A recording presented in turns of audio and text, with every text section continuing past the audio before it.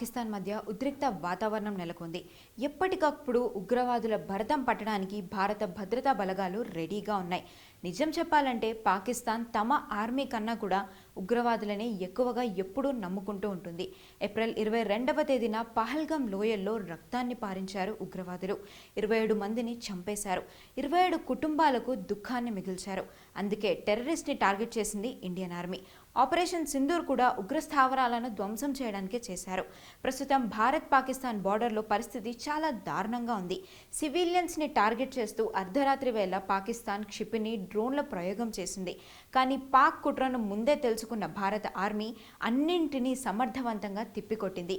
ఇందుకు సంబంధించి భారత ఆర్మీ ఒక కీలక ప్రకటన కూడా విడుదల చేసింది. పాకిస్తాన్ చేస్తున్న దాడులను తిప్పికొట్టడానికి ఇండియన్ ఆర్మీ దగ్గర ఉన్న one of the most powerful weapon S-400. Russia అభివృద్ధి చేసిన ఈ S-400 మిసైల్ సిస్టమ్ పాక్ దాడులను గుర్తించి తిప్పికొట్టడానికి చాలా హెల్ప్ చేసింది.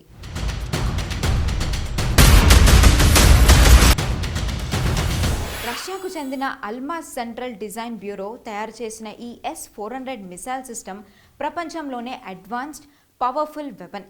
ఇది భూమి నుండి ఆకాశానికి ప్రయోగించే క్షిపణి వ్యవస్థల్లో ఒకటి. S-400ను నాటో SA-21 గ్రోలర్ అని కూడా పిలుస్తారు. 2007 నుండి S-400 ఇండియన్ ఎయిర్ ఫోర్సెస్కి అయితే అవైలబుల్లో ఉంది. ఎన్నో రకాల ఏరియల్ థ్రెట్స్ని ఈ మిసైల్ సిస్టమ్ అడ్డుకుంటుంది. 1980s చివరిలో S-400 మిసైల్ సిస్టమ్ని అభివృద్ధి చేయడం మొదలు పెడితే 1999లో టెస్ట్ చేశారు. అది సక్సెస్ అయింది.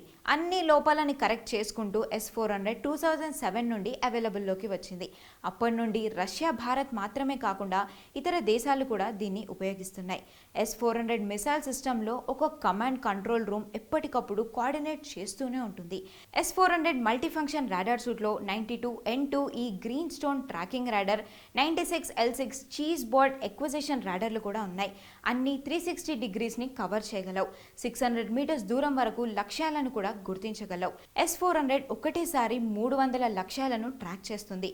ఒకేసారి ఎదురుగా వచ్చే 36 అటాక్స్ని కూడా ఎదుర్కోగలదు.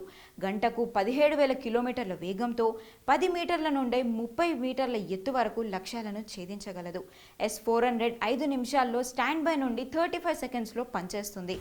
ఇవి ఒకవేళ రోడ్స్పై వెళ్తే గంటకు 60 కిలోమీటర్ల వేగంతో వెళ్తే, ఆఫ్ రోడింగ్లో గంటకు 25 కిలోమీటర్ల వేగంతో వెళ్ళగలవు. అక్టోబర్ 2018లో భారతదేశం S-400 మిసైల్ సిస్టమ్ని కొనుగోలు చేయడానికి రష్యాతో ఒప్పందం కుదుర్చుకుంది. దీని ఖరీదు అక్షరాల $5 మిలియన్.